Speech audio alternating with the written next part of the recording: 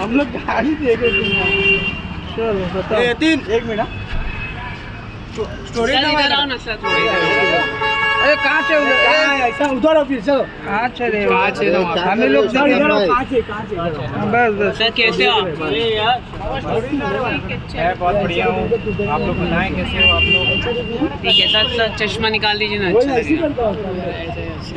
चलो भाई सर क्या हुआ है, हेल्थ अपडेट दीजिए। क्या हुआ है राखी जी को? क्या राखी जी के हेल्थ सुधर रही है? क्या हुआ है? देखिए राखी जी की हेल्थ मीन्स ऑपरेशन तो सक्सेसफुल रहा, लेकिन काफ़ी उनके हेल्थ में उतार चढ़ाव है। शुगर और बीपी ये सब नॉर्मल नहीं हो पा रहे हैं, काफ़ी प्रॉब्लम आ रही हैं। काफ़ी वो टेंशन भी लेके रखी हैं, बार बार बहुत सारी चीज़ों के वो परेशानियां, मैं जैसे बताया हूँ कि बहुत सारी परेशानियां उनको एक साथ आ रही थी और उनको कहीं ना कहीं वो दिमाग में बैठा हुआ है, जिससे रिकवर करने में डॉक्टर लगे हुए हैं। हालांकि डॉक्टर ने इनिशियल में उनको फ्यू मंथ्स का bed rest, complete bed rest बोला है। अगर और उनकी हालत में बोला है कि कंटिन्यूअस 15 डेज तक तो उनको ऑब्जर्वेशन में रहना पड़ेगा। क्या जो ऑपरेशन से जो निकाला गया है ट्यूमर, क्या उसकी जांच करने के लिए दिया गया है? क्या किस तरह का जांच में क्या आने वाला है? डॉक्टर को क्या लग रहा है, क्या ये कैंसर हो सकता है? क्या रेडिएशन देना पड़ेगा आने वाले दिनों में? कुछ बताइए। देखिए अगर उसको भेजा गया है ऑब्जर्वेशन के लिए और उसमें अगर वो पॉजिटिव आता है तो डॉक्टर उसके बाद फर्दर कैसे क्योर करना है, जैसे कीमो की या जो भी है उसका प्रोसीजर वो बताएंगे। बट हम लोग ईश्वर से मना रहे हैं कि ताकि वो सब कुछ ना निकले, सारी चीज़ें पॉजिटिव आए, एटलीस्ट कैंसर नहीं निकले, क्योंकि कैंसर निकलना मीन्स ये बहुत बड़ा ये हो जाएगा, इशू हो जाएगा। और फिर राखी जी मुझे नहीं लगता है कि उनको बहुत अच्छी ट्रीटमेंट की फिर ज़रूरत होगी, कहीं बाहर जाके ट्रीटमेंट कराना। क्या कहना चाहेगी कि डॉक्टरों की तरफ से क्या जानकारी मिली आपको? आगे की क्या प्रक्रिया होगी? राखी कितने दिन अस्पताल में रहेगी? डिस्चार्ज कब होगी? देखिए अभी फ़िलहाल तो डॉक्टरों का कहना है कि उनका जब तक, क्योंकि उनका शुगर बीपी बहुत नॉर्मल नहीं रह रहा है, तो जब तक वो नॉर्मल नहीं होता है फिर से उनको काफ़ी तकलीफ़ हो रही है, काफ़ी पेन भी है उनके जहाँ पे ऑपरेशन हुआ है तो उनको काफ़ी पेन हो रही है।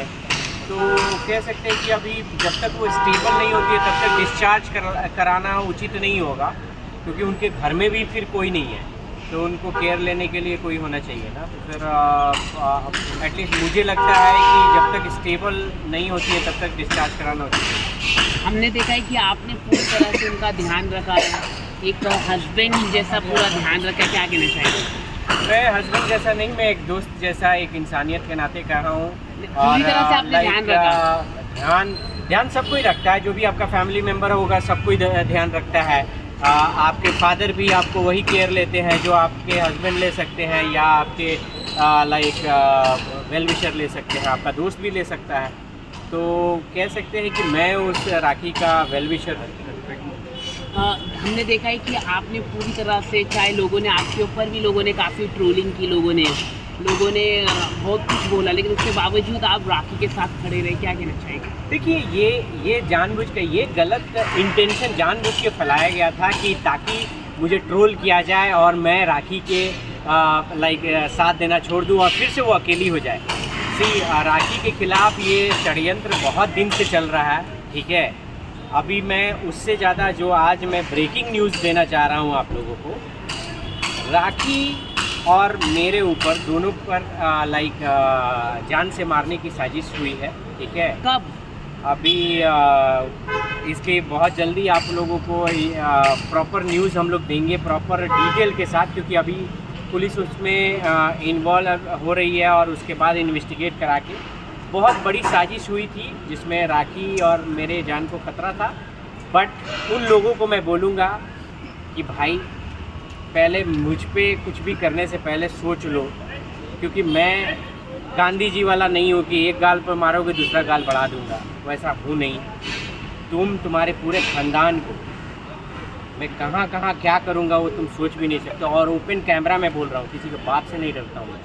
मेरा और राखी का एक रुआ भी अगर खरोच भी आ गई ना, तो तुम और तुम्हारे पूरे झुंड का मैं वो हाल करूँगा कि पूरे अभी तक के इतिहास में नहीं हुआ होगा। ये ओपन चैलेंज है। नहीं, आप ये बहुत बड़ा आपने एलिगेशन लगाया है कि आपके ऊपर और राखी के ऊपर हमला करने की कोशिश की गई। कौन करने की, आपके कौन है दुश्मन मुंबई में? देखिए, दुश्मन तो सभी लोग जानते हैं कि कौन है दुश्मन, लेकिन खुलकर बोलिए। मैं खुल के बोलूँगा, पहले मेरे पास एविडेंस सारे चीज़ें आ जाएं, मैं खुल के बोलूँगा। मैं बोला ही नहीं कि मैं किसी के बाप से नहीं डरता हूँ, तो मैं नाम तक भी रखूँगा, लेकिन मेरे पास एविडेंस, जब तक मेरे पास एविडेंस नहीं आता मैं बिना एविडेंस के कोई बात नहीं करता। तो एविडेंस पूरा आ जाए और उसके बाद खुल के मैं नाम रख के बोलूँगा। और आपको एक ही नहीं चाहिए, एक ही बात मैं बोलूँगा कि इसके बाद जितने भी लोग, इसमें कुछ इम्पॉर्टेंट पॉइंट है, कुछ लोग जो हमारे साथ थे, हमारे वेल विशर बन के आए थे, वो भी इसमें इन्वॉल्व। कौन है? नाम मैं बताऊंगा, सारी चीज़ें मैं नाम विथ प्रूफ, क्योंकि ये सारी चीज़ें हम लोगों ने बहुत ही गुप्त रूप से हम लोग पुलिस को इन्फॉर्म कर रहे हैं, क्योंकि हम लोग इस बार वो मीडिया ट्रायल से नहीं, इस बार हम लोग कानूनी रूप से, क्योंकि ये राखी की सुरक्षा का मामला है। राखी को इस हद तक लोग परेशान कर रहे हैं कि उसको जान से मारने की भी सोच रहे हैं, तो ये गलत है। क्या अस्पताल में उनका जानलेवा हमला हुआ? नहीं, ये सारी चीज़ें मैं अभी इस पर मैं कुछ भी नहीं बोलूँगा। मैं बोला नहीं कि उनको और मुझे दोनों को ये टारगेट किया गया था, एक साजिश रची गई थी जिसका पर्दाफाश हम लोगों ने किया है, और इसमें जो भी लोग हैं इसके वैलिड एविडेंस हमारे पास है। जो भी लोग इसमें इन्वॉल्व हैं, हम लोग उसको कानून से सख्त सजा दिलवाएंगे। Thank you so much, thank you so much. और एक बात मैं आप लोगों को फाइनली बता रहा हूँ कि देखिए, ये जितने भी राखी को हम लोग, ये जितने भी लोग सुन रहे हैं, राखी को हम लोग सुरक्षा की मांग किए हैं, और राखी को मैं personal protection as well as मैं पुलिस प्रोटेक्शन की का दरख्वास्त कर रहा हूँ, और जल्दी ही जल्दी राखी सुरक्षा के बीच में होगी। Thank you. चलो